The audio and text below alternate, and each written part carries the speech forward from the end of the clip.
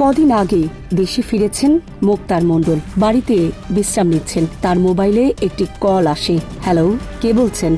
আমি মুক্তার। জি ভাই, এই তো কয়েকদিন আগে ফিরেছি বারহাইন থেকে। কে? আমার ছেলে? হ্যাঁ, রিফাত স্কুলে গেছে।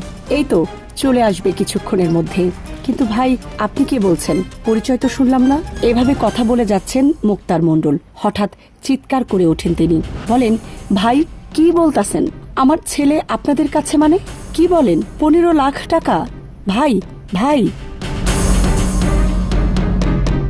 ফোনের লাইন কেটে যায়। পঞ্চম শ্রেণীর ছাত্র রিফাতের এমন অপহরণের খবর পেয়ে পাগল প্রায় বাবা মা সহ পরিবারের লোকজন।